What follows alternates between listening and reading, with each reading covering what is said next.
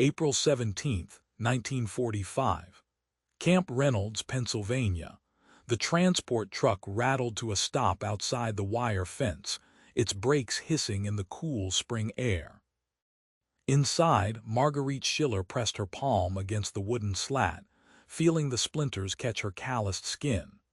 Through the gaps, she could see rows of white barracks, orderly pathways, and something that made her stomach clench with confusion. Prisoners walking freely between buildings, some even laughing. The scent of fresh-cut grass drifted through the truck's ventilation slats, so foreign after months of breathing diesel fumes and unwashed bodies that she almost didn't recognize it. Her mouth tasted of copper and salt. It always did now. She ran her tongue carefully over her teeth, avoiding the sharp edge of the molar that had cracked last winter. The pain had become such a constant companion that she barely noticed it anymore, except when the cold air hit the exposed nerve. That was when the world would white out for a moment, and she would have to grip whatever surface was nearest until the agony passed. The truck door opened. American voices, speaking that strange, flat English. Marguerite stepped down onto Pennsylvania soil, her legs unsteady after 3 days of travel. She was 28 years old. She had spent the last 6 years creating maps for the Wehrmacht, her careful hands plotting supply routes and defensive positions across territories she would never see. Now those same hands trembled as a female guard gestured her toward the processing building. The other women from the truck moved in a tight cluster, their eyes darting like trapped animals. Marguerite had expected many things. Interrogation rooms with harsh lights, starvation rations, perhaps violence, though the Geneva Convention supposedly prevented that. What she had not expected was the woman at the processing desk to smile at her, not a cruel smile, not a victorious smile, just a tired, professional smile, the kind a clerk might give anyone on a long shift. The processing took 2 hours. They photographed her, took her fingerprints, asked questions about her service record in accented but competent German, and then, impossibly, they gave her things. A thin mattress, 2 wool blankets, a set of clothes, worn but clean, smelling of soap she didn't recognize, and a small cardboard box. Marguerite stared at the box as the guard placed it in her hands. It was light, almost weightless. Inside, through the open top, she could see a bar of white soap, a washcloth, a small towel, and 2 items that made her breath catch in her throat. A toothbrush, and a metal tube with English words printed on it in red and white. Her fingers wouldn't move to touch them. The guard said something in English, then tried again in broken German. Personal items, yours to keep. Marguerite nodded, unable to form words. She followed another prisoner, an older woman named Frau Kemper, to Barrack 7. The building smelled of wood and disinfectant. 30 beds lined the walls, 15 on each side, each with a small wooden crate beside it for personal belongings. The windows actually had glass in them, unbroken glass. Frau Kemper chose a bed near the center. Marguerite took the one beside her, setting her box on the crate with the careful precision she had once used for her cartography tools. Other women filtered in, their faces showing the same stunned confusion Marguerite felt. No one spoke much. They were all waiting for the other shoe to drop, for the cruelty to reveal itself. Dinner came at 6. They lined up outside a building the guards called the mess hall, and the smell that emerged from its doors made Marguerite's knees weak. Meat, actual meat, not the gray ersatz they had been eating for years. Bread that looked like bread. Vegetables that still had color. She received a metal tray. A guard, a young man who couldn't have been more than 20, spooned food onto it with the same bored efficiency he might have used serving anyone. Boiled potatoes, green beans, A piece of pork with visible fat on it, a slice of white bread, a pat of butter, real butter. Marguerite carried her tray to a table and sat. Around her, women were beginning to eat, some slowly, some frantically, some crying silently as they chewed. The food tasted like a memory she had forgotten she possessed. The potatoes were salted properly. The beans were tender. The pork, though plain, had been cooked with care. She ate slowly, her damaged teeth making it difficult to chew on the left side. When she bit down wrong, pain shot through her jaw, but she barely registered it. She had learned to eat through pain. That night, after the sun had set and the barrack lights had been dimmed to a soft glow, Marguerite finally opened the cardboard box completely. Her hands shook as she lifted out the toothbrush. It was made of cream-colored plastic, smooth and uniform in a way that spoke of factory production, of resources not stretched thin. The bristles were soft, actually soft. She pressed them against her palm and felt them give, gentle and yielding. For 3 years she had scrubbed her teeth with whatever she could find. Salt when there was salt.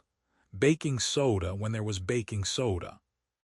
Twigs from the birch tree behind the cartography office, their ends frayed into crude brushes that tore at her gums and left splinters in her mouth. She had been told this was necessary. That toothbrushes and toothpaste were luxuries the Reich could not afford while fighting for its survival. That the ability to endure discomfort, to sacrifice even basic comfort, proved one's dedication to the cause. That strong Germans did not need such softness. Her gums bled every day, every single day. She would wake with the taste of blood in her mouth, would spit pink into whatever basin was available. The pain had become normal, expected. A sign that she was doing her part. The metal tube was cool in her hand. She turned it over, trying to decipher the English words.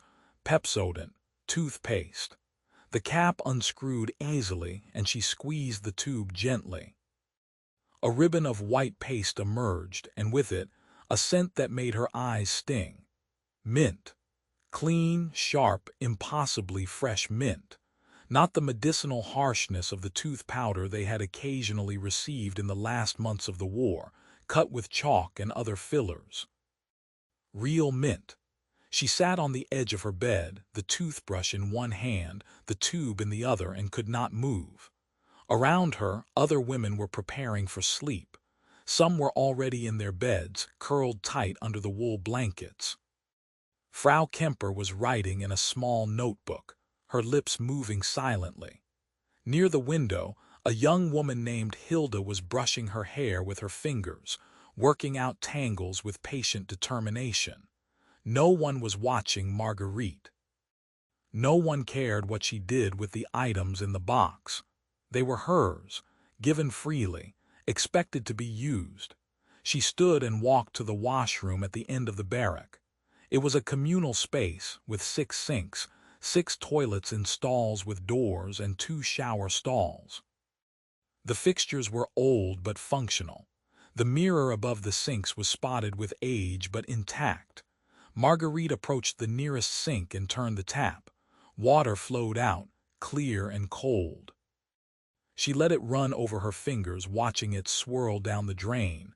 Then she wet the toothbrush, applied the paste. The bristles turned white and foamy. She raised the brush to her mouth and stopped. Her reflection stared back at her from the spotted mirror. Her face was thinner than it had been 6 years ago, her cheekbones sharp, her eyes shadowed with exhaustion. Her hair, once a glossy brown, was dull and brittle. But it was her mouth that held her attention. Her lips were chapped and pale. When she pulled them back, she could see her teeth, yellowed and stained, the gums receded and inflamed. The broken molar was visible on the left side, its jagged edge dark against the surrounding enamel. She looked like she was rotting from the inside out. Slowly, carefully, she placed the soft bristles against her teeth and began to brush. The sensation was so gentle it felt wrong. She was used to scrubbing hard, to the pain of frayed twigs raking across her gums, to the gritty texture of salt grinding against enamel. This was different. The bristles massaged rather than scraped. The paste foamed and spread, coating her mouth with that impossible mint freshness. She brushed for a long time, moving the brush in small circles the way her mother had taught her when she was a child, before the war, before everything had changed. The foam filled her mouth and she spat it into the sink, watching the white swirl away. Then she rinsed, and rinsed again, and when she finally looked up at her reflection, her mouth felt clean, actually clean, for the first time in 3 years. The tears came without warning. They spilled down her cheeks, hot and fast, and she gripped the edge of the sink to keep from collapsing. Her shoulders shook with silent sobs, her breath coming in ragged gasps. She tried to stop, to control herself, but the tears kept coming, and with them, a sound she barely recognized as her own voice, a low keening that she muffled against her arm. Frau Kemper appeared beside her, her hand gentle on Marguerite's shoulder. The older woman said nothing, just stood there, a steady presence in the fluorescent light of the washroom. When Marguerite could finally breathe again, Frau Kemper handed her a small square of cloth, a handkerchief embroidered with faded flowers. Marguerite wiped her face and tried to speak, but no words would come. Frau Kemper nodded as if she understood anyway and guided her back to her bed. That night, Marguerite lay under the wool blankets, her mouth still tingling with mint, and stared at the ceiling. Around her, the other women breathed in the rhythms of exhausted sleep. Someone was crying quietly, the sound muffled by a pillow. Someone else was snoring softly. Outside, a guard walked past the barrack, his footsteps crunching on gravel. The toothbrush and toothpaste sat on the wooden crate beside her bed, ordinary objects that had somehow become extraordinary. She thought about the birch tree behind the cartography office. The way she had snapped off twigs in the early morning before anyone else arrived. The way she had told herself that this small suffering was noble, that it connected her to the larger struggle, that it proved her strength. She thought about the propaganda posters that had lined the walls of every office, every train station, every public building. Images of strong-jawed women enduring hardship with pride. Slogans about sacrifice and dedication. The constant message that comfort was weakness, that ease was decadence, that true Germans found strength in deprivation. She had believed it. She had believed all of it. And now, lying in an enemy prison camp, she had been given a toothbrush. The next morning, Marguerite woke to sunlight streaming through the barrack windows. For a moment, she forgot where she was and panic seized her chest. Then she remembered. Pennsylvania, America, prisoner. The smell of coffee drifted from somewhere outside, and her stomach growled. Breakfast was oatmeal with brown sugar, toast with jam, and coffee with real cream. Marguerite ate slowly, savoring each bite, still half convinced that this abundance would be snatched away. After breakfast, the women were given a schedule. Work assignments would begin next week, light duties in the camp laundry or kitchen. For now, they were to rest and adjust. Medical examinations would be conducted over the next 3 days. Marguerite's appointment was scheduled for that afternoon. She spent the morning sitting on her bed, watching the other women explore the camp. Some walked the perimeter, testing the boundaries of their new confinement. Others gathered in small groups, speaking in low voices about what they had left behind. Hilda, the young woman who had been brushing her hair the night before, sat near the window, sketching in a notebook someone had given her. At 2 in the afternoon, a guard came to collect Marguerite. The medical building was a low structure near the camp's administrative offices, painted white with a red cross on the door. Inside, it smelled of antiseptic and something else, something sweet and chemical that Marguerite couldn't identify. The guard led her to a small examination room and gestured for her to sit in a chair. Then the guard left, closing the door behind her. Marguerite sat alone for perhaps 5 minutes, her hands clenched in her lap. The room was clean and bright, with a window that looked out onto a small garden where someone had planted early spring flowers. A metal cabinet stood against one wall, its doors closed. A small desk held papers and instruments she didn't recognize. When the door opened again, a man entered. He was perhaps 50, with gray hair and wire-rimmed glasses, wearing a white coat over his uniform. He smiled at her, the same tired, professional smile the processing clerk had given her. "Good afternoon," he said in German. His accent was American, but his grammar was correct. "I am Captain Morrison, the camp dentist. I understand you speak some English." A little Marguerite managed. Her voice sounded strange to her own ears. "That is fine. We will speak German. Please sit back. I need to examine your teeth." Marguerite's heart began to pound. She had expected a medical exam, a cursory check for disease or injury. She had not expected this. Captain Morrison rolled a small stool over and sat down, adjusting a hinged lamp so it pointed at her face. He put on a pair of gloves, thin and white. "Now, please open your mouth. Let me see what we are working with." Marguerite opened her mouth. The light was bright, almost blinding.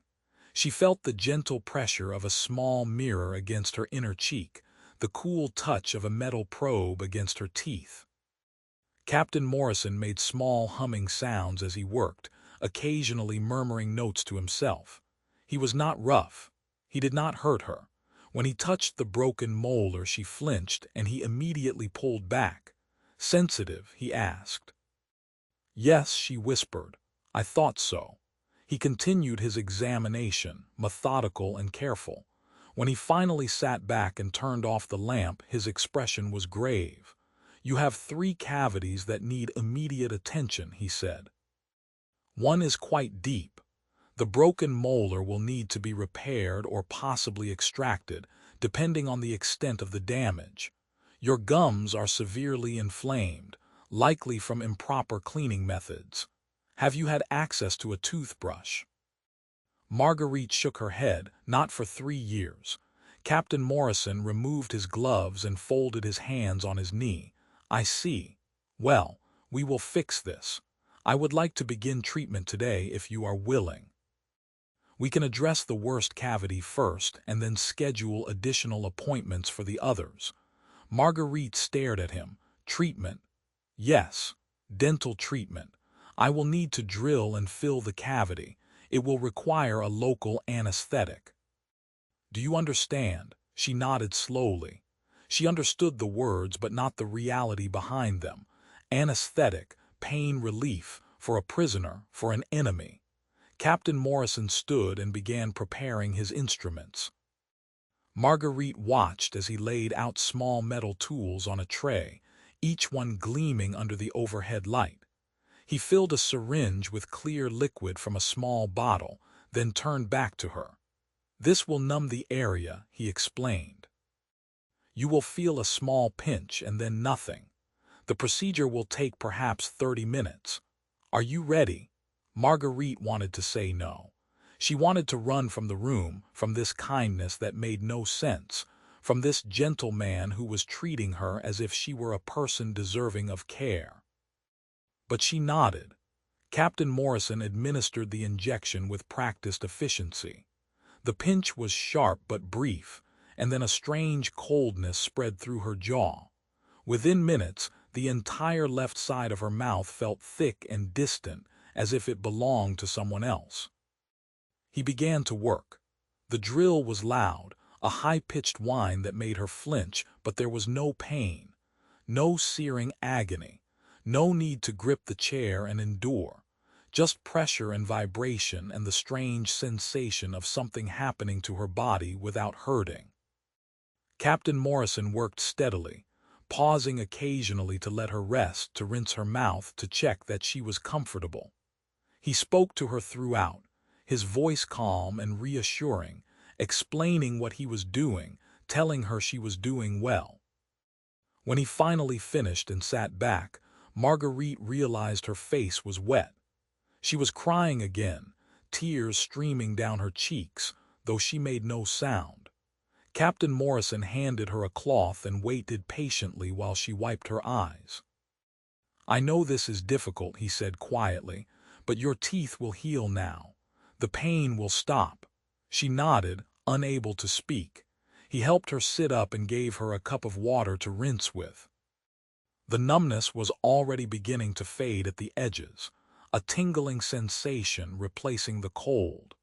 "You will need to return in 3 days for the next cavity," Captain Morrison said. "In the meantime, continue brushing twice daily with the supplies you were given. Your gums will bleed less as they heal. Do you have any questions?" Marguerite shook her head. She stood on unsteady legs, and Captain Morrison opened the door for her. The guard was waiting outside to escort her back to the barrack. As she walked across the camp, the afternoon sun warm on her face, Marguerite felt something shift inside her. It was not a sudden revelation, not a dramatic moment of clarity. It was quieter than that, smaller.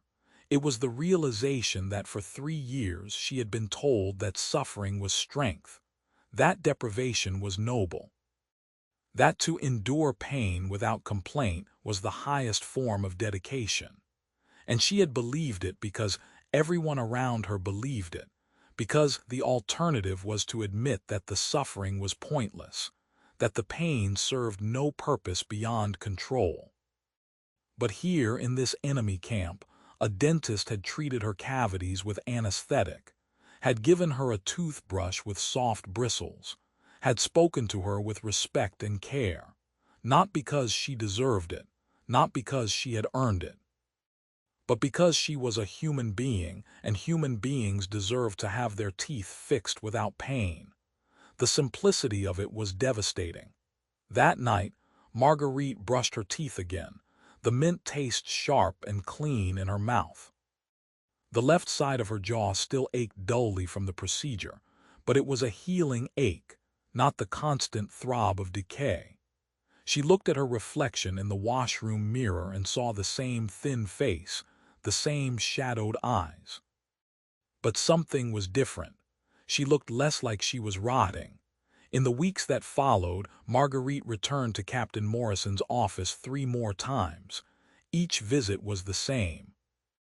Gentle examination, careful explanation, painless treatment. The broken molar was repaired with a filling. The other cavities were addressed. Her gums, with regular brushing and proper care, began to heal, the bleeding gradually subsiding. Other women in the barrack had similar experiences. Frau Kemper had an infected tooth extracted and wept with relief when the pain finally stopped. Hilda, who had never had a cavity in her life, received a cleaning and a lecture about the importance of flossing. They compared their experiences in hushed conversations, trying to make sense of this strange reality where their captors provided better medical care than their own government had. The work assignments began. Marguerite was placed in the camp library, a small room filled with donated books in German and English. Her job was to catalog and organize them, to help other prisoners find reading material. It was quiet work, solitary, and she was grateful for it. The library became her refuge, a place where she could lose herself in the careful precision of alphabetization and classification, skills that reminded her of her cartography days without the weight of what those maps had been used for. Spring turned to summer. The Pennsylvania heat was thick and humid, so different from the climate she had known in Germany. The camp gardens flourished, tended by prisoners who had once been farmers. Vegetables grew in neat rows. Tomatoes, beans, squash, lettuce. Some of the produce was used in the camp kitchen. The rest was donated to local churches. In July, the camp received news that the war in the Pacific had ended. Japan had surrendered. It was truly over now, all of it. The women gathered in the mess hall to hear the announcement, and the reaction was muted. Relief, perhaps, exhaustion, certainly, but not celebration. They were still prisoners, still uncertain of their futures. Marguerite sat at her usual table and thought about maps, about all the lines she had drawn, the routes she had plotted, the territories she had helped claim and defend, about how much suffering those lines had caused, about how little any of it had mattered in the end. That night, she brushed her teeth with her soft-bristled toothbrush and her mint toothpaste, and thought about Captain Morrison, about how he had treated her with more humanity in 30 minutes than her own government had shown her in 6 years, about how the simple act of fixing her teeth without pain had exposed the lie she had been living. Strength was not found in suffering. Dedication was not proven through deprivation. Those were just tools of control, ways to make people accept the unacceptable, to normalize cruelty by calling it virtue. Real strength was in the kindness of a dentist who treated an enemy prisoner with care. Real dedication was in the daily choice to brush one's teeth, to maintain one's health, to believe that small acts of self-care mattered even when the world was falling apart. Marguerite stood at the washroom sink, her reflection staring back at her, and smiled. Her teeth were still yellowed, still bore the marks of years of neglect, but they were healing, and so, perhaps, was she. The months passed. Autumn came, painting the Pennsylvania hills in shades of red and gold. The camp settled into routine. Work, meals, sleep. Letters began to arrive from Germany, sporadic and heavily censored, bringing news of the devastation, the occupation, the slow process of rebuilding. Marguerite received a letter from her sister in November. Their parents were alive but struggling. The cartography office where Marguerite had worked had been destroyed in a bombing raid. Her apartment was gone. Everything she had owned was gone. But her sister was alive. Her parents were alive, and that was enough. In December, the first group of prisoners was repatriated. Marguerite was not among them. Her case was still being reviewed, her work for the Wehrmacht still being assessed. She did not know when she would be allowed to return, or what she would return to. But she was not afraid. She had her toothbrush. She had her toothpaste. She had learned that basic human dignity was not a luxury to be earned, but a right to be given freely. And she had learned that sometimes the smallest acts of kindness could shatter the largest lies. On Christmas Eve, the camp held a service in the mess hall. Prisoners and guards alike gathered to sing carols, to share a meal of roasted chicken and potatoes, to find what comfort they could in ritual and community. Marguerite sat between Frau Kemper and Hilda, their voices joining in the familiar German hymns. When the service ended and they filed back to their barracks through the cold December night, Marguerite looked up at the stars. They were the same stars that shone over Germany, over the ruins and the refugees and the slow, painful process of reckoning with what had been done. But here, in this moment, they were just stars. Beautiful and distant and indifferent to human suffering. She thought about the girl she had been 6 years ago, eager and idealistic, ready to serve her country with her skills and her dedication. She thought about the woman she had become, hollowed out by deprivation and propaganda, her body and spirit slowly eroding under the weight of normalized suffering. And she thought about the woman she was now, still a prisoner, still uncertain of her future, but no longer willing to accept pain as proof of virtue. That night before sleep, Marguerite brushed her teeth one more time. The ritual had become sacred to her, this small act of care, this daily reminder that she deserved gentleness. The mint taste filled her mouth, sharp and clean. Her gums no longer bled. Her teeth no longer ached. And in the quiet darkness of Barrack 7, surrounded by the breathing of other women who had survived the same lies, the same suffering, the same slow awakening, Marguerite closed her eyes and slept. The war was over. The healing had begun. And it had started with a toothbrush.